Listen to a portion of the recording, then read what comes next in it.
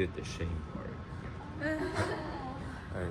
Okay, so here she has a design that she has a center front seam.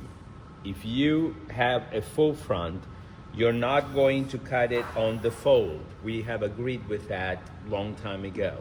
So probably if you have a single piece for the front and double for all the pieces, you can probably have your fabric laid this way. So here will be the full piece, single, and then here you can have all the double pieces. Does that make sense? Okay, so this might sound a little confusing, and just keep in mind that I am here. Okay, yes, you have to press your muslin, but we are going to make a toile that everything is done in muslin. So your lining will be in muslin, and yourself, not yourself, the self of the fabric, it will be in muslin.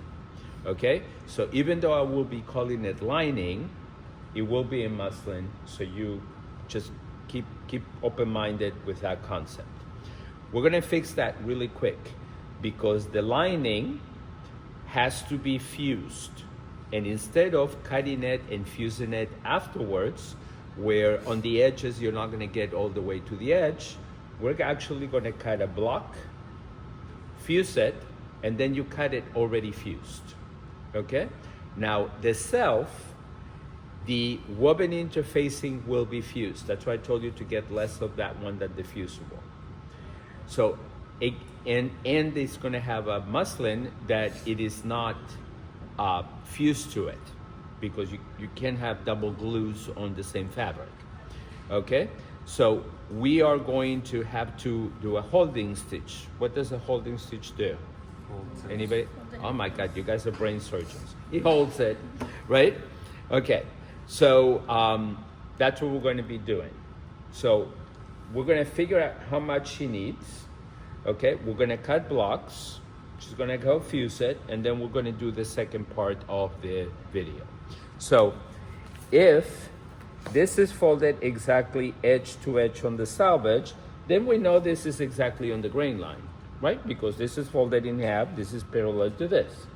So I can easily place this right here, and I'm gonna measure, but I can use the fold as my guideline, okay? And this isn't the case of hers, that she has a center front seam. Then this one we're going to measure, and right now I'm just figuring out how much fabric she needs, okay? I'm not going to be cutting it. And by the way, nobody has told you that the pieces cannot be touching themselves, okay? You don't need to have a whole island of space that you're gonna end up throwing it away, right? So since everything is double, we can be a little smart about this. What if we put the piece upside down? Am I saving more material? Or if I put it this way, right? If you're cutting a fabric that has what is called a nap, a direction, right? It could be that it has a print pattern that the design goes only one direction, or it could be a fabric that it changes colors. If you change, even though it's on the grain line, it's upside down, so it changes colors. What would be examples of fabrics like that? For example, velvet, that the direction of the hair goes to one side. If you ever flip the pieces, they look completely different color, right? And when you run your hands, in some of them the hair will go down, and then you run if the fabric is upside down, it's going to be like the hair spiking because you're going against the grain. Exactly the same would be terry cloth, which is your towel fabric, or the same would be corduroy, right? And certain satins would do the same thing. Some of them don't.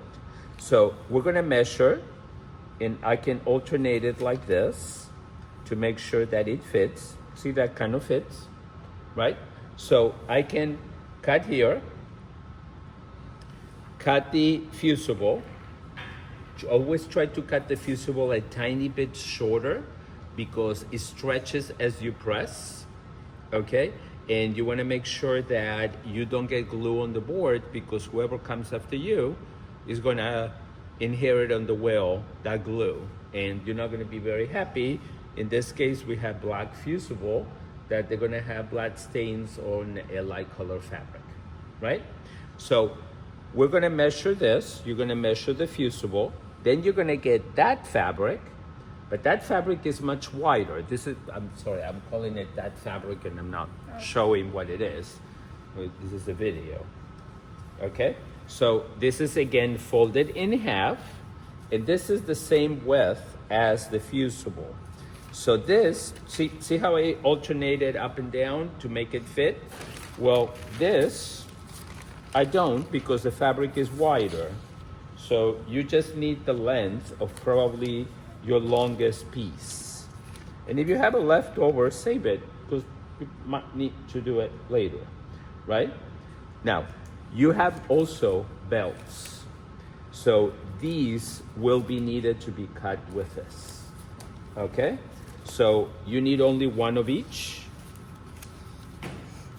And after you have all of these fused, okay, you're not gonna cut it in fold, I'm just measuring. After you have all of these fused, then I will show you how to lay all the fabrics. If your hands are strong enough, like Cher, oh no, that's a different song. Okay, you can cut everything at once. I actually like to do that because I don't want to cut 20 times the same piece of pattern. Okay, any questions on this? No? Okay, so I will